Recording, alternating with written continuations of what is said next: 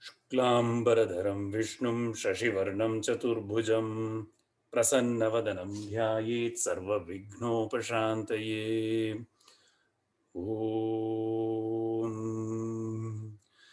सिन्दूरारुणविग्रहां त्रिनयनां माणिक्यमौलिस्फुरत्तारानायकशेखरां स्मितमुखीमापीनवक्षोरुहां पाणिभ्यां मलिपूर्णरत्नचषकं रक्तोत्पलं बिभ्रतीं सौम्यां रत्नघटस्थरक्तचरणां ध्यायेत् पराम् अम्बिकाम्। ॐ ध्यायेन्नित्यं महेशं रजतगिरिनिभं चारुचन्द्रावतंसं रत्नाकल्पोज्ज्वलांगं परशुमृगवरभीतिहस्तं प्रसन्नं पद्मासीनं समन्तात् स्तुतममरगणैः व्याघ्रकृत्तिं वसानम् विश्वाद्यं विश्वबीजं निखिलभयहरं पञ्चवक्त्रं त्रिनेत्रम्।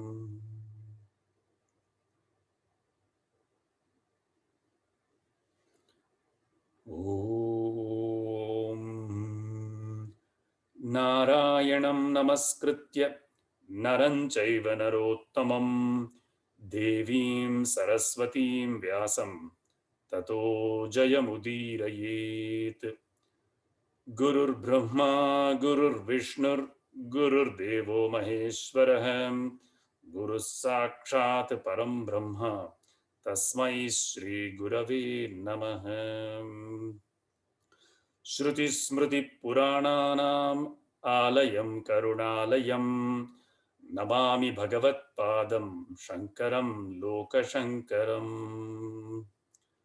ॐ सहनाववतु सहनौ भुनक्तु सह वीर्यं करवावहै तेजस्विनावधीतमस्तु मा विद्विषावहै।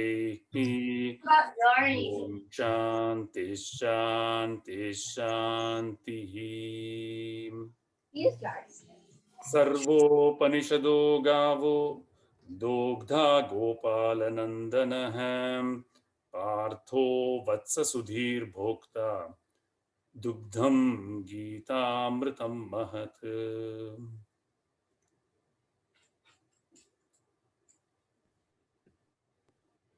धृतराष्ट्र उवाच धर्मक्षेत्रे कुरुक्षेत्रे समवेतायुयुत्सवः मामकाः पाण्डवाश्चैव किमकुर्वत सञ्जय। श्रीभगवानुवाच क्लैब्यं मास्मगमः पार्थ नैतत्त्वय्युपपद्यते क्षुद्रं हृदय दौर्बल्यं त्यक्त्वोत्तिष्ठ परन्तप।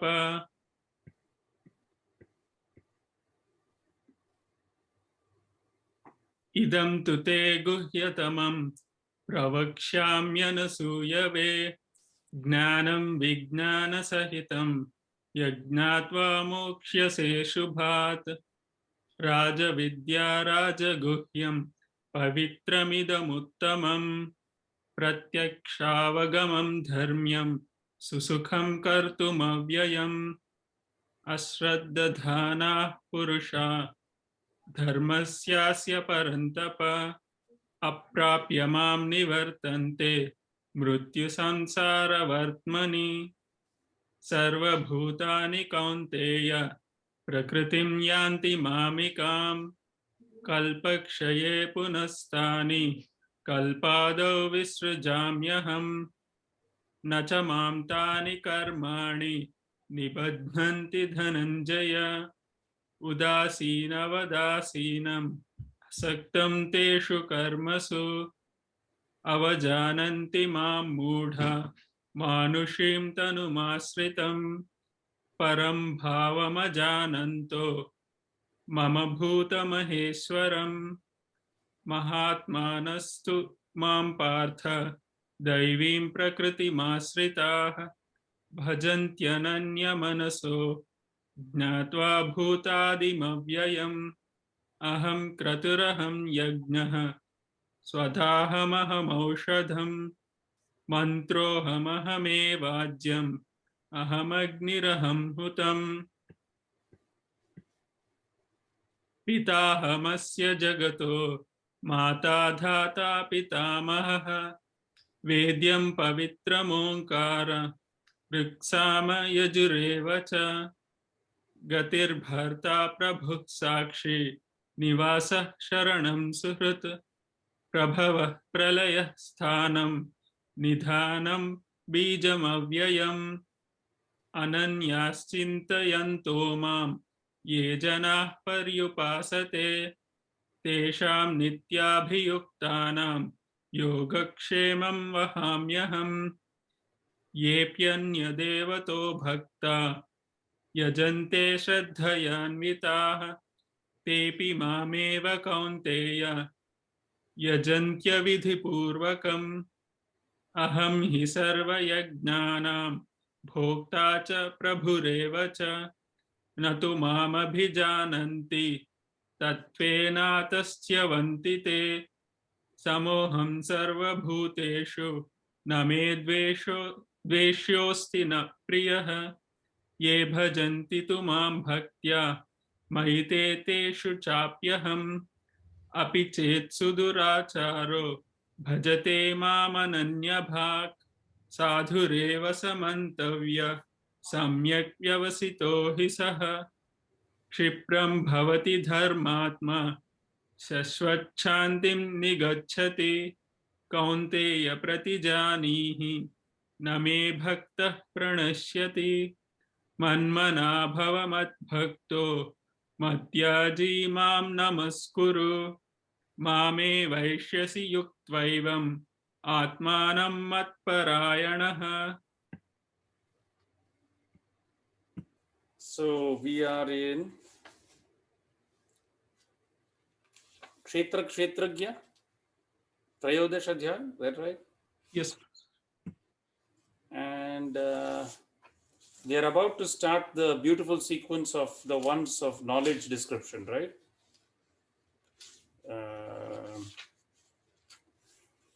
Amanitvam, etc. Which is 7, are we supposed to start? Yes. Yes, please. So briefly summarize what has gone before is after the first 12 chapters where Bhagavan has given beautiful instruction starting from Sankhya Yoga all the way to Bhakti Yoga, given the Vishwarupa Darshanam. Now the last 6 chapters are the essential fundamentals of, you may say, Sanatana Dharma itself. And so Arjuna asks Bhagavan Sri Krishna, what is this Kshetra and Kshetragya? So, as we said, the literal translation of Kshetra is field. But this has an adhyatmic meaning of this. In the spiritual literature, the field has a very specific meaning. And the Kshetragya, the knower of the field. And again, we saw some very nice, in the commentary, sometimes it is called the field because it is the one that gives rise to various karmas, etc. So, Bhagavan says, this body, Shariram, is the Kshetram.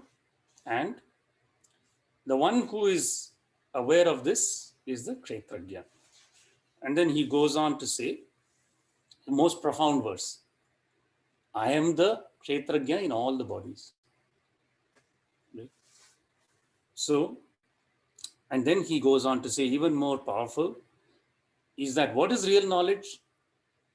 That knowledge of Kshetra and Kshetragya, this is the real knowledge. Kshetra Kshetragyayor Jnanam Yatta Jnanam Matam Mama. So this way, he is inspiring all intelligent human beings that, oh my God, we should be thirsty and desirous to know this real knowledge. We may have spent our time learning many other things in school and college and through life, but this knowledge, Bhagavan himself has said, is the ultimate knowledge. So it should meant to evoke deep desire and excitement to know this. So then Bhagavan also provides the answer. In 3, he says, let me tell you, what is this kshetra? Tat kshetram yatcha yadrikcha yad vikari. And what are its transformations? Yataschata, where do they arise from? What is the cause of these transformations? And what is who is the field knower? And what is his power? Prabhavaha. Listen to those in brief. And then again, because our Sanatana Dharma philosophy is very logically grounded in that there are legitimate means of knowing, there are legitimate sources of knowledge, so that one does not think that this is some blind belief. So if you read the Yoga Sutra, it will say that there are pramana, right? 3 types of proof, valid means of cognition. Pratyaksha, Anumana, Agama. Pratyaksha, direct experience, which can be interpreted in different ways. Direct experience through the senses, direct experience beyond the senses, such as the rishis had. Pratyaksha. Anumana, inference. And Agama are the scriptures. So here Bhagavan is showing you that not only what I am telling you is the truth because it is coming from the Lord himself, but it is also there in the all the Shruti, in the Vedas. So Rishibhir Bahuda Geetam, it has been sung variously by seers. Chandobhihi Vividhaih Prathak, in various chandas. And also in the Brahma Sutra, because for Advaita Vedanta, the Prasthanatrayi or 3 points of departure are Bhagavad Gita, Upanishads, and Brahma Sutra. So therefore, Bhagavan is establishing with the stamp of authenticity and authority that this is truly what is the truth, the Jnanam. And then he goes on to describe the Kshetra. To Arjuna, whose attention has been secured, the Lord says, Mahabhutani. And we have talked about the Pancha Mahabhutani last time. Then Ahankara, Buddhi, and even Avyakta, unmanifest. Indriyani, Dasha, 10. We talked about Karmendriyas and Jnanendriyas. And then the one who is the ruler of those, the mind, and Panchacha Indriya Gocharaha, and the objects of the senses.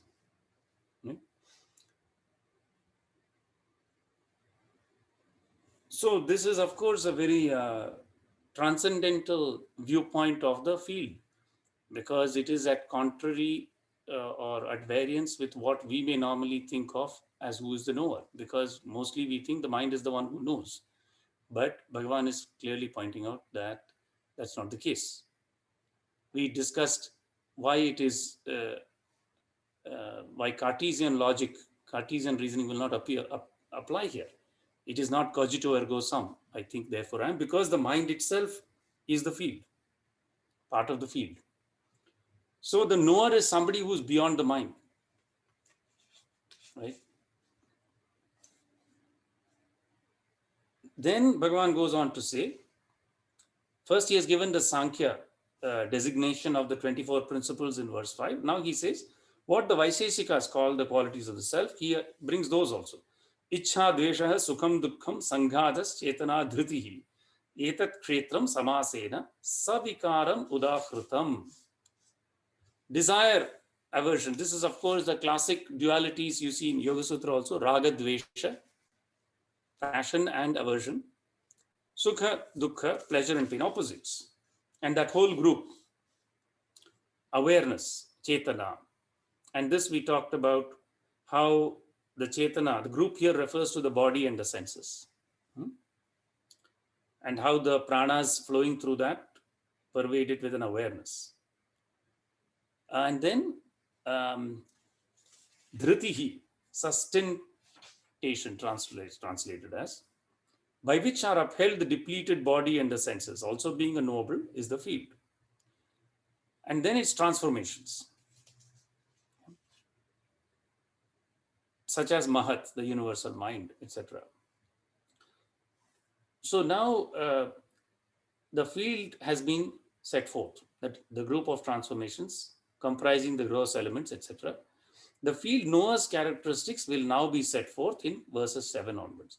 The Lord himself in 13:12 will elucidate the field knower and his characteristics. The knowledge of the field knower and his potency yields immortality. This is the important point that Bhagavan says.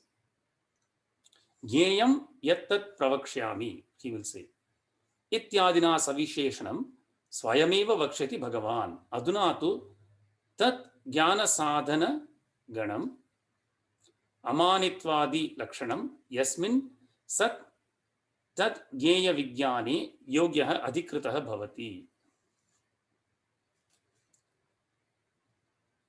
Yat paraha sannyasi jnananishtha uchyate. So he says, now are enumerated the traits, non-egoism, amanitvam, etc.,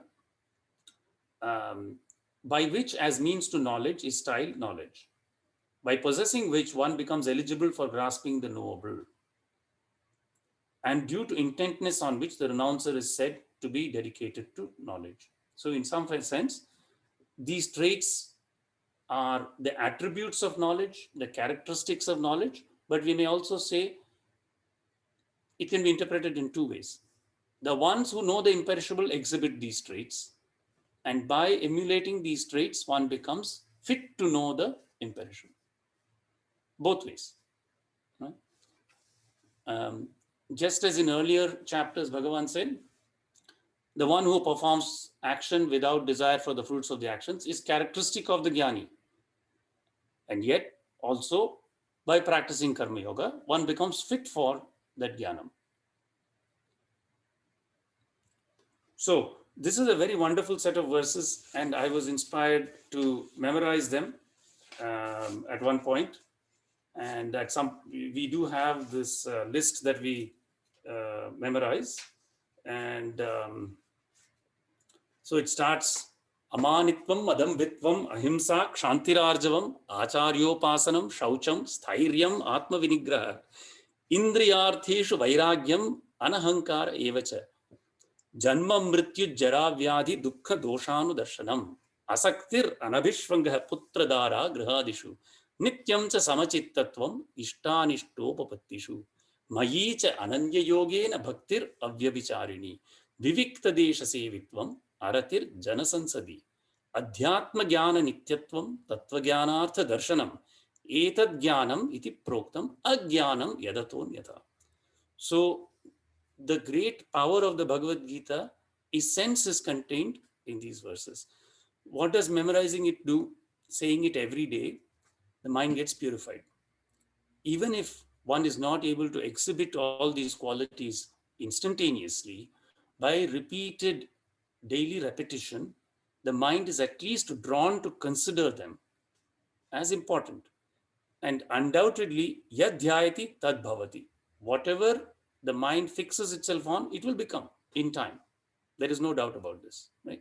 So I highly recommend the memorization of this set of verses, and if possible, if you can commit it to memory and remember it daily, it is extremely powerful. I can vouch for it. Does it mean that overnight these qualities manifest in me? No, it takes time. Progress, not perfection, right? But sincere, humble progress with Lord's blessing definitely will have great benefit. So let us read please, who is going to read 7? I will do. Please. Amanitvamadambhitvam ahimsa chantirarjavam acharyopasanam saucham sthairyam vinigraha. Thank you. Very nice. Yeah. So, amanitvam, which is humility. Maninaha bhavaha manitvam, atmanaha shladhanam. Tat abhavah amanitvam. Absence of that egoism, conceit, amanitvam. Adambhitvam. Swadharma prakatikaranam dambhitvam. Showing off one's righteousness is ostentation. That is showing great virtue. This reminds me of Kabir's, right? बुरा दो देखण मैं चला, बुरा न मिलिया कोई. जब मन खोजा अपना, मुझसे बुरा न कोई. So, self-reflection and revealing one's limitations through self-reflection is a sign of unostentatiousness. Adambhitvam. Ahimsa. This is non-violence. Ahimsanam praninam apidanam. Not torturing living beings, not harming living beings. Ahimsa. Also one of our yamas in yoga. Kshantihi. Now this is not shantihi, it is kshantihi. Important difference. What is kshantihi? What is Bhagavan's translation? Para paradha prapto avikriya. So, non-agitation of mind even when subjected to wrong. Para aparadha prapto. So even if somebody does wrong, aparadham is the wrong done by somebody else, even having been subjected to that, avikriya, being unmoved. Very difficult, of course, right? This is the height of jnana. Very challenging. Prapto, kshanti, arjavam. This is very important. Rujubhavaha avakratvam. Arjavam. Straightforwardness, simplicity, absence of crookedness. Arjavam. Acharyopasana, very straightforward.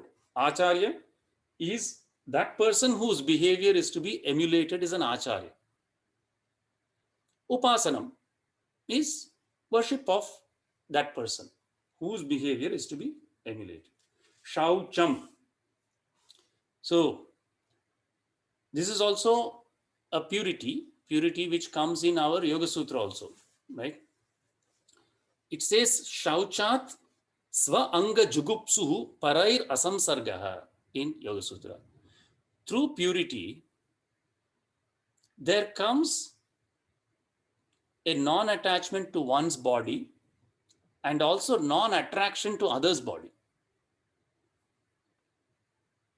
Shauchat sva anga jugupsuhu parair asamsarga. It's a high level of purity. Right? Then the Yoga Sutra goes on to say, Sattva Shuddha Saumanasya Indriya Jaya Ekagreya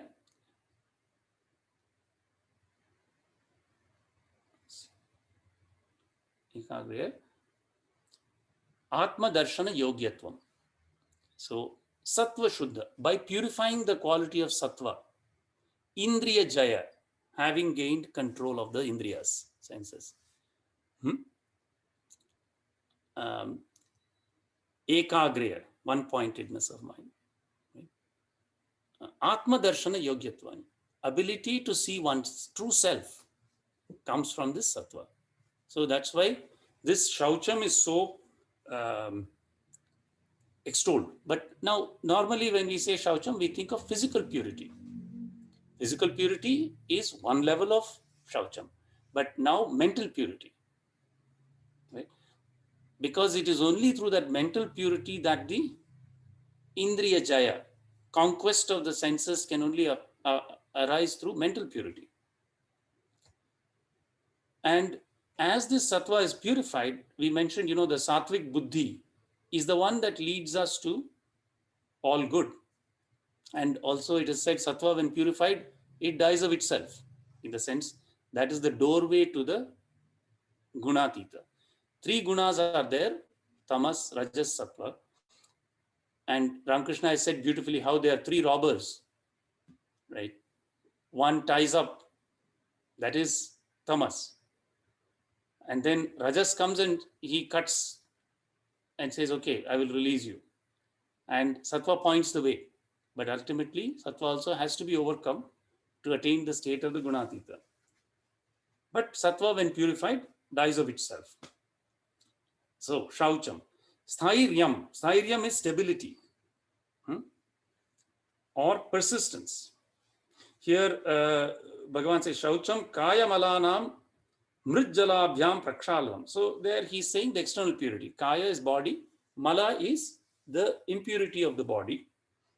Mritjalabhyam, with water, prakshalanam, washing off. Antascha manasaha. And now he clarifies internal mind, mental purity. Pratipaksha bhavanaya ragadi malanam apanayanam shaucham. And by having a empathy for another person, removal of defilement like attachment by cultivating their opposites.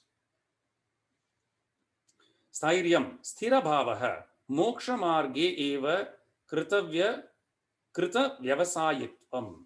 So, sthira bhavaha is a stern stability in the path for liberation. Persistence is firmness, the exclusive pursuit of the way leading to salvation.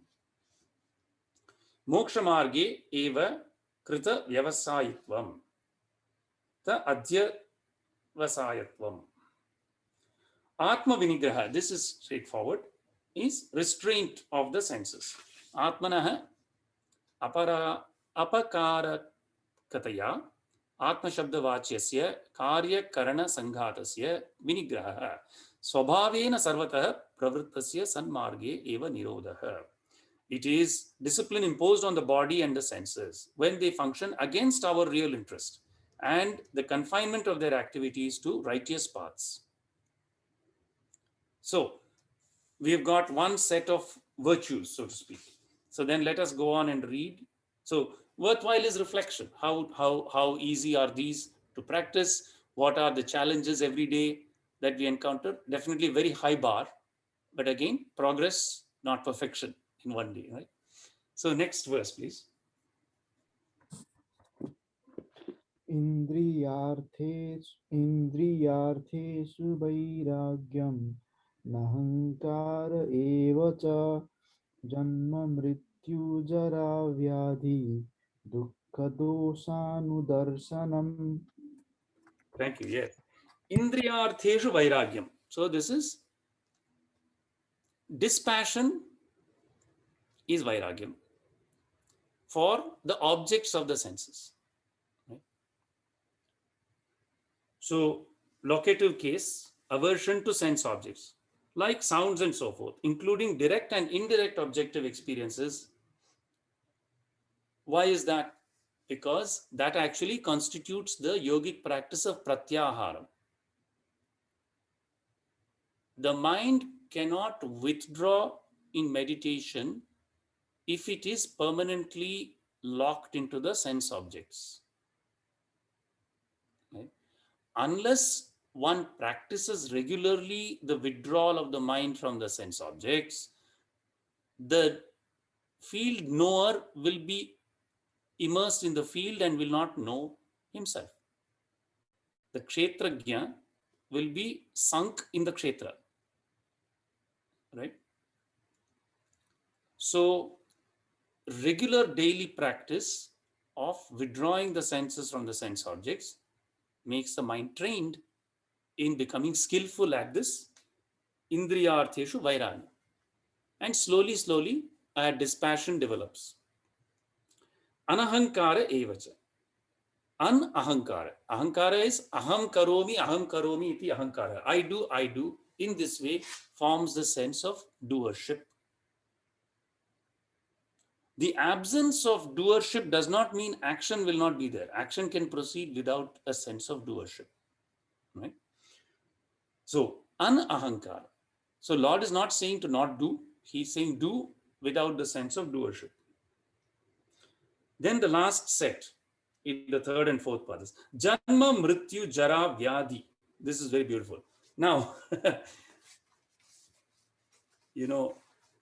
after you read and you really enjoy the Bhagavad Gita, you may have a different attitude towards birthdays. You see, conventionally, we are all very delighted, and birth of a child is natural. In the Vyavaharik world, we always say, congratulations, very beautiful, very good, very good. And it is natural that when the body is dropped off, then naturally the near ones will be distressed, and so it is natural to condole. But neither of these constitute wisdom or true knowledge, because they are merely changes. Right? The imperishable is neither born nor does it die. But for conventional usages, we say, happy birthday. Oh, it is so wonderful, this child was born. And when somebody passes, we say, oh, we are very, very sorry. Our thoughts and prayers are with you. But in truth, the Bhagavad Gita teaches there is no reason. In fact, both those are to be considered defective in some sense, the perception of these very much. Because birth means the jiva is taking embodiment again. It means it has to discharge more of its karmas, right? You see. And if the body is being dropped without having attained the purpose of life, that is not necessarily a very good thing either. After all, it is janma samsara bandhanat, from the attachment to the notion of birth and the cyclical process of birth and rebirth is what is sought. That is the very purpose of the human birth. So therefore, recognizing that as a value, right, is simultaneously recognizing the defects in janma, mrityu, jara, old age, vyadhi. Vyadhi is disease, dukkha, and the perception, so sadness, dosha anudarshanam, seeing those as defective, finding the evils in those things. Normally, it is quite reasonable to that people will feel, oh, maybe death is a defect, or dukkha is a defect. Fine. But it is difficult for people to see janma as a defect. Right? Or even old age as a defect, in the sense, so aversion to sense objects, and then, okay, the perception of evil in diseases like affliction of the head. So another thing is these, there are Shat Vikaras. In the Atma Bodha, we read the definition, right, of the Shariram. Is it undergoes 6 transformations, right? And those things that undergo transformations are not classified as the real, right? So therefore also, perception of evil in regard to death, old age, the decline of intellectual power and enfeeblement of energy, diseases like affliction of head, in bodily pains, elemental. Evil is the very pain itself. Birth is pain, and so too death, old age, and disease. All these pains, because they cause pain, they are not so in themselves. Dukkha nimittatvat janmadaya dukkhani, because they are causative of pain. Not even na punaha swarupenaiva dukkhamiti, even though they are not pain intrinsically by themselves, they are productive of pain. Due to such perception of evils arises aversion to them all: body, senses, objects, and objective experiences. Again, if you go back to the Yoga Sutra, there is an important verse. Dukkham eva sarvam vivekinaha. It sounds like a very depressive verse, but to the discriminating, all objective experience is seen as pain. Why is that?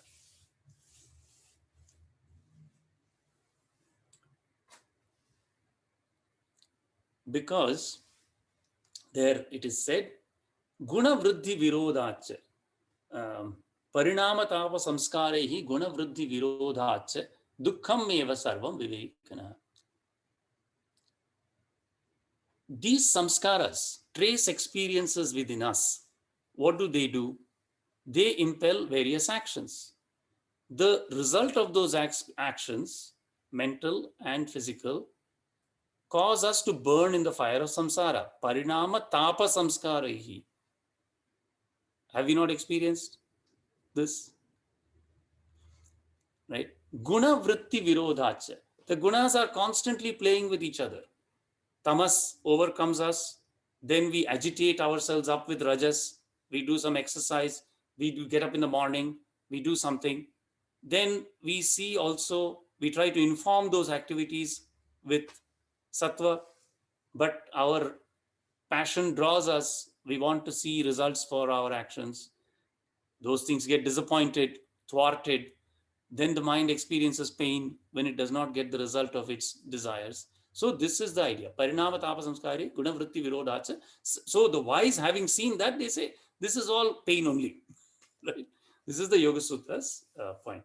And connected here to this point. I'm just drawing the connection between Yoga Sutra and the Bhagavad Gita here. Then, what happens? Due to the perception of these evils arises aversion to them all. Then takes place a movement of senses in the direction of the inner self in order to perceive that self. Tataha pratyag atmani pravrittihi karananam atma darshanaya. So again, I said in Yoga Sutra, it says the same thing, right? Atma darshana yogyatva. The qualification to be ready to see the self arises through shaucham and these qualities. And as engendering knowledge, the perception of evils itself is style knowledge. So because these qualities move the mind towards the spiritual path, towards knowing the true self, they are themselves called knowledge. Does that make sense? Because they are productive of that movement into the inward direction. Otherwise, man will forever be trapped in the outward joys or so-called pleasures, right? So next one, please.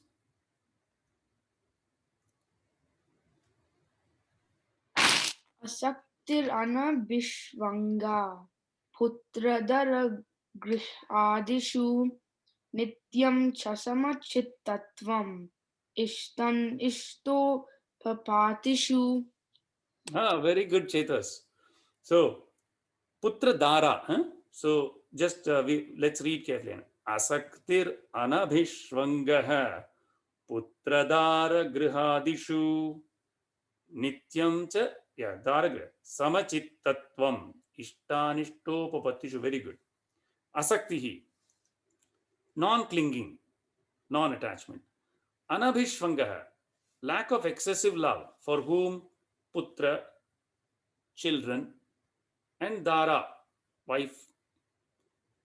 In samas it becomes dara, right? Putra dara grihadish, and home, etc. Nityam cha samachittatvam, unfailing equanimity. Under what circumstances? Ishta, desired, anishta, non-desired, pleasant and unpleasant circumstances. Regardless of whether pleasant or unpleasant arises, having an equanimity, this is considered jnanam. And asaktihi, saktihi, sanga nimitteshu vishayeshu priti matram tad abhavaha asaktihi. So, clinging is feeling pleasure in objects that attract. Its absence is non-clinging. Lack of excessive love. Excessive love is indeed a form of pleasure that treats what occasions it as identical with oneself. For example, when another is glad or sad, the feeling I am glad or sad. Or when another is alive or dead, the feeling I am alive or shall die. In regard to what? To children, wives, homes, etc.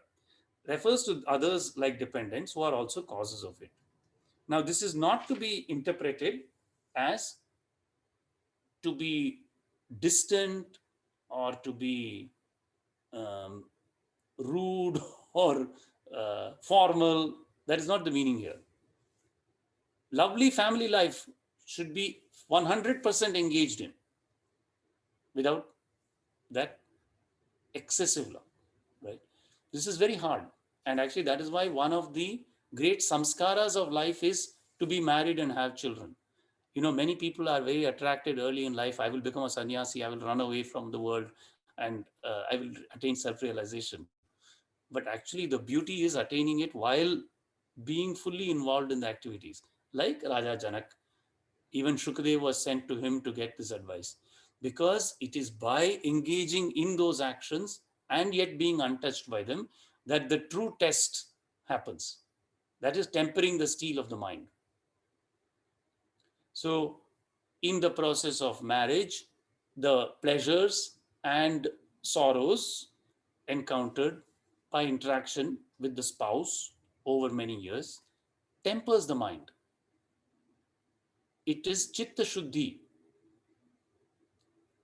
right? Children are usually great causes of attachment because they are projections of all our desires, right?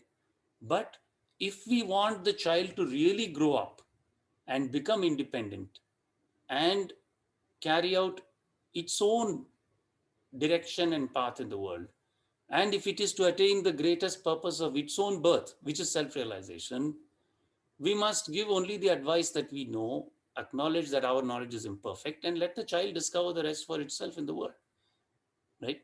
So that is what is meant by lack of excessive love. It's not saying that you should beat the child or put it in a box and keep it away. Not at all. You should give it full love, 100% love. Love should not be ever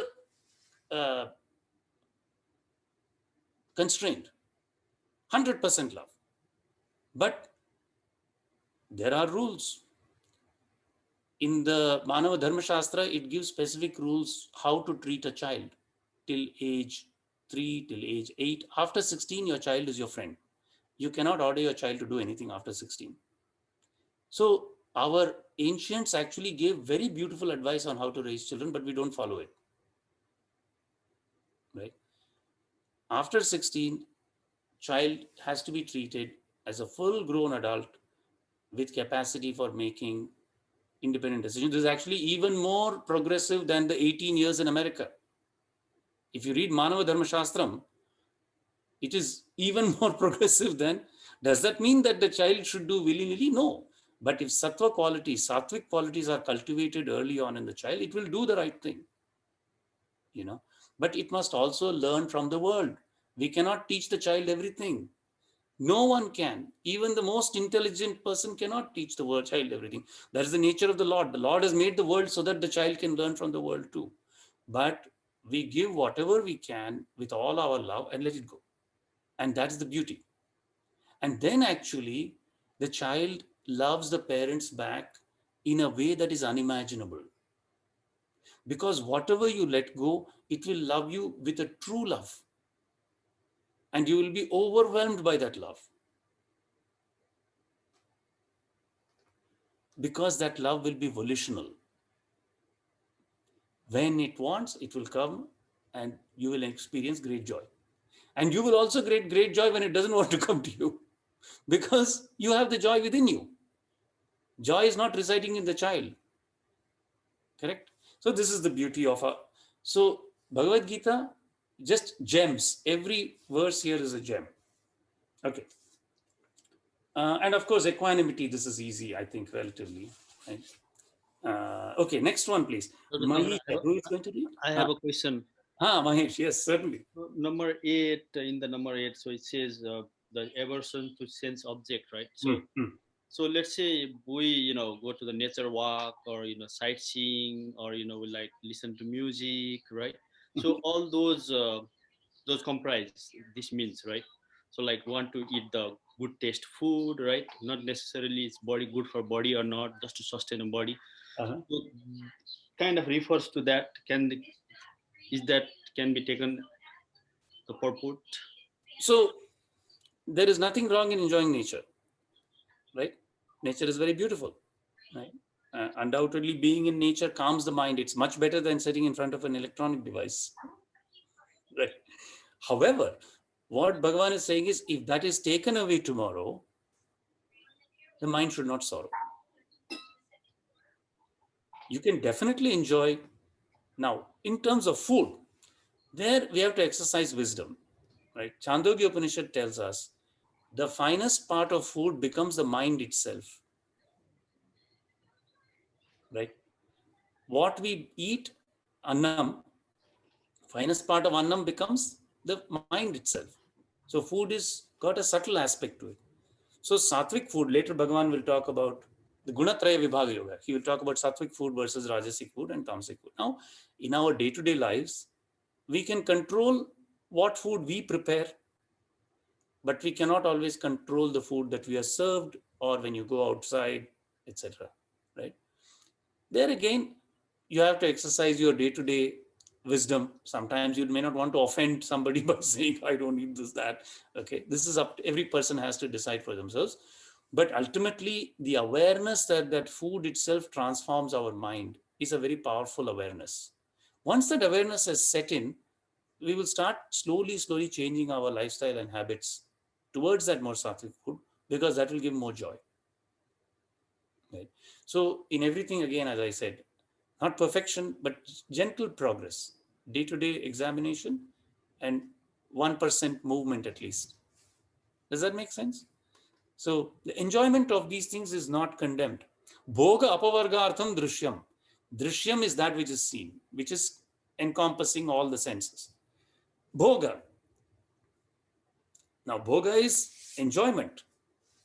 Apavarga, but liberation, for both experience and liberation.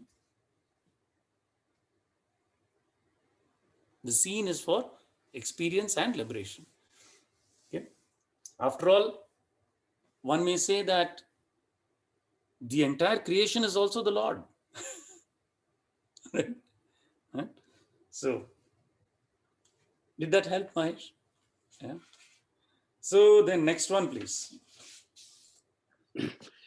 मयि च अनन्ययोगेन भक्तिरव्यभिचारिणी विविक्तदेशसेवित्वम् आरतिर्जनसंसदि.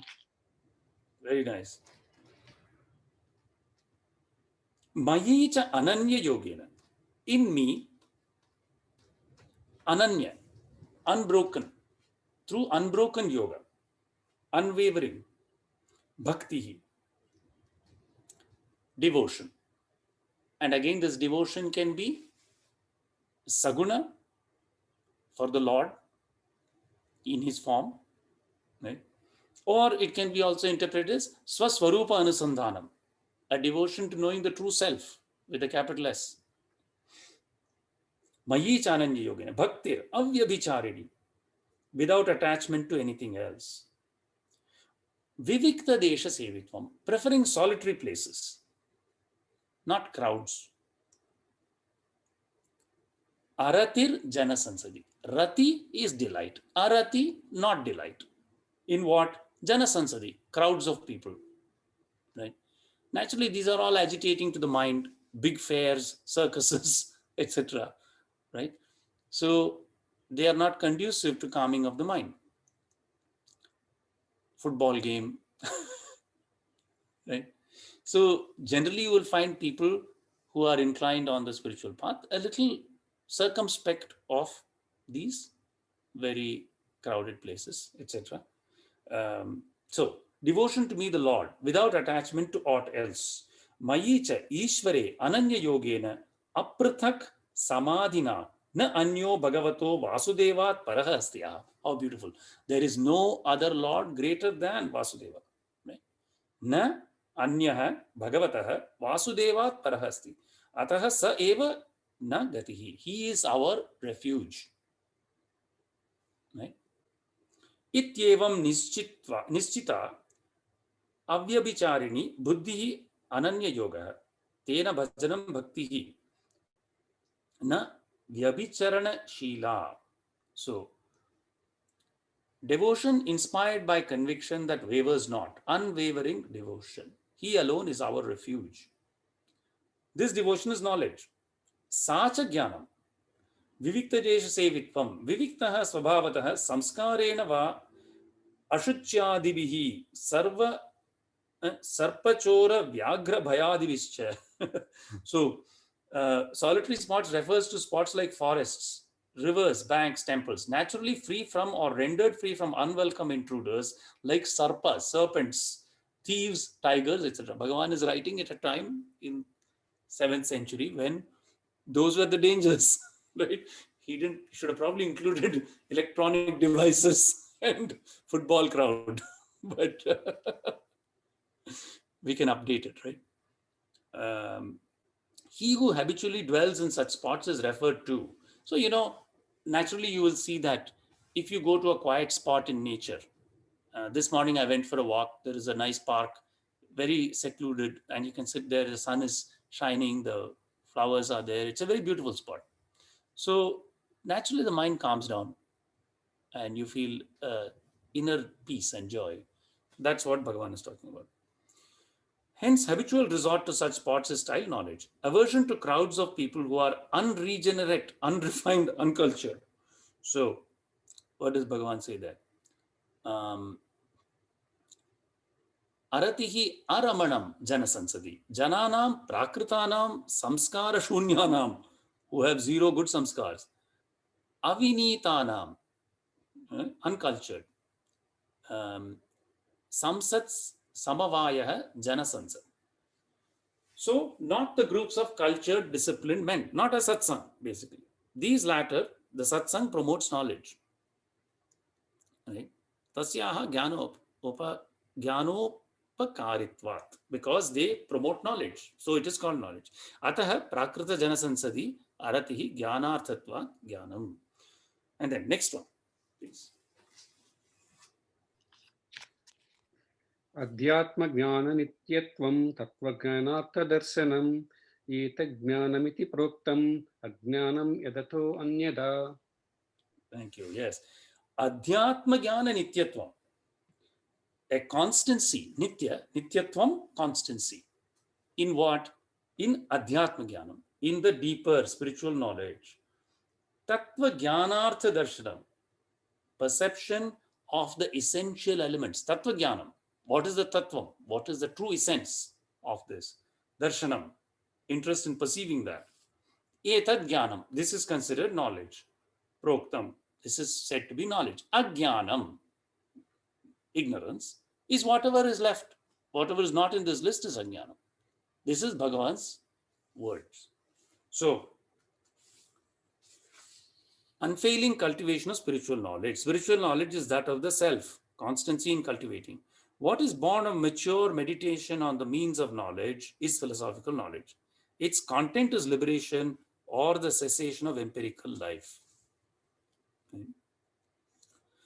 Etad amanitvadi tattva jnanartha darshanantam uktam jnanam iti proktam jnanarthatvat ajnanam yat ataha etasmat yathoktat anyatha viparyayena.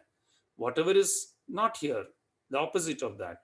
Ignorance is manitvam, conceit, dambhitvam, vanity, himsa, violence, akshantihi, impatience, anarjavam, crookedness, etc.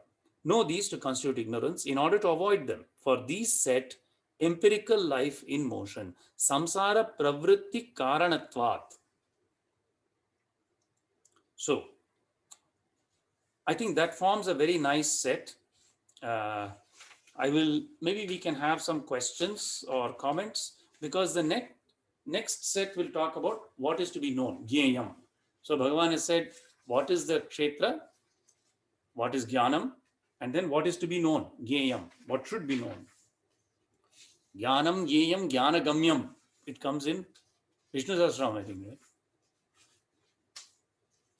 Knowledge, that which is to be known, and the goal where knowledge takes itself is Bhagavan. So Bhagavan will now talk from number 12 onwards, what is to be known. And this is very beautiful, but let us read it as a sequence, I think, because 17, 18 and all are very beautiful, 19. And that can be also broken into some sections perhaps. But today has been a nice completion of what is defined as jnana or knowledge by Bhagavan. Okay. So, comments or questions?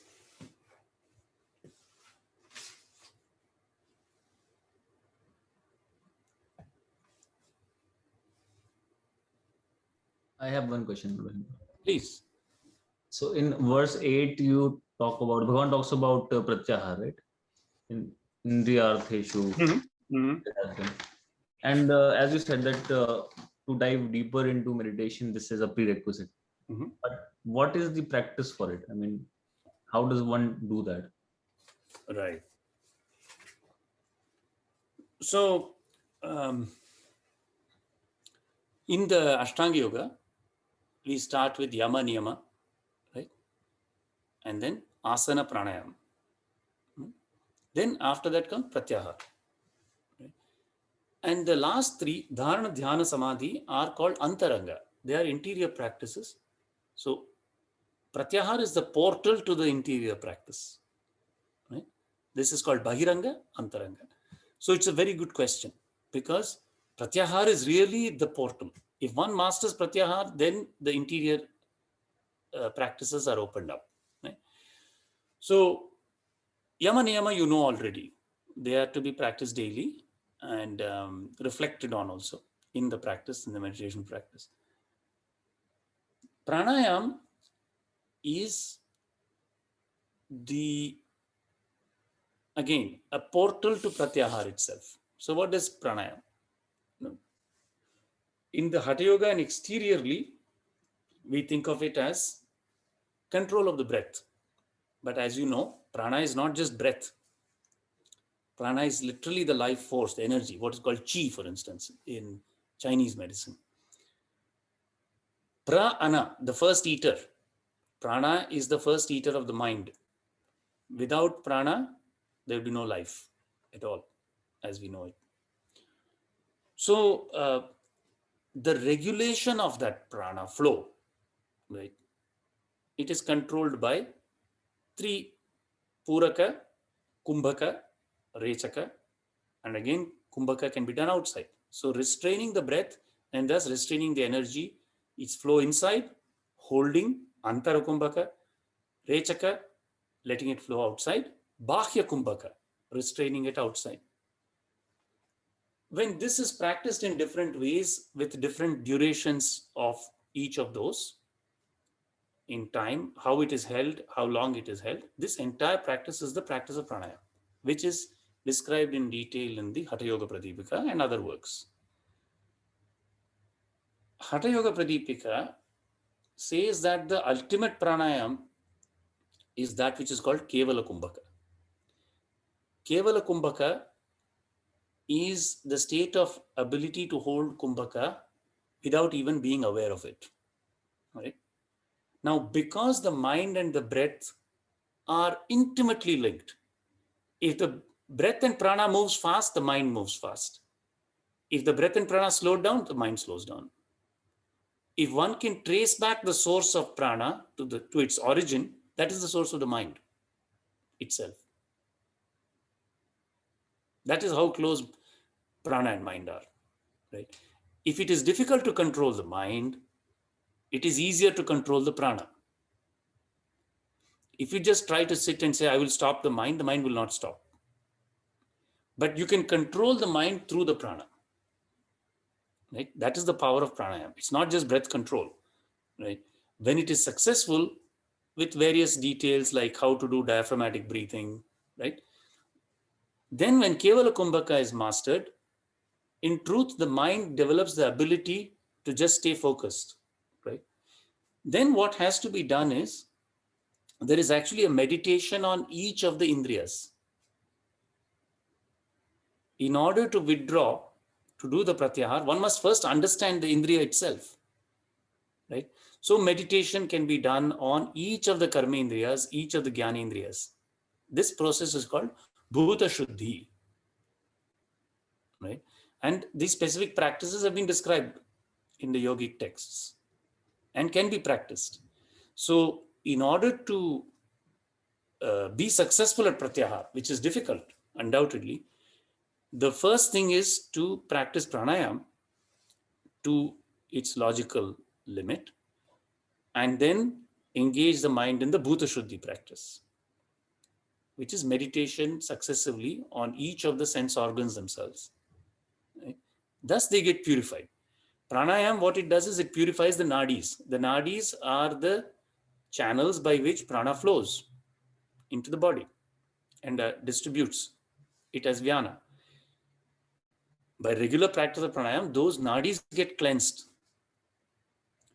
Once the nadis get cleansed, then the meditation on the indriyas becomes successful. Right? So then when one sits in meditation and you close your eyes, you withdraw the senses, right?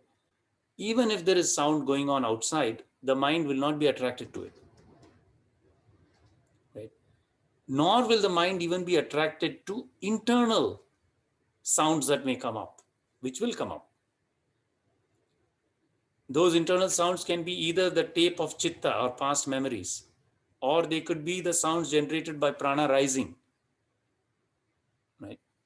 But the mind will become immune to those also, right? So pranayam mastery, nadi shodhanam, shuddhi, and then indriya meditation will lead to success in pratyahara. But a very good question. Thank you, Rodin.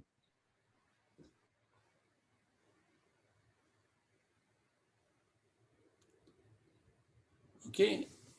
There are no more questions or comments. Thank you all for joining. Very delightful evening satsang as always. And I will say Shanti Mantram and we will meet in a week, right? Okay. Om Tacham Yora Vrinimahe Gatum Yajnayam Gatum Yajnapataye Daivi Swastirastu Naham Swastirmanushabhyaham Urdhvam Jigatu Bheshajam Shanno Astu Dvipadehe Sham Chatushpade Om Shanti Shanti Shanti.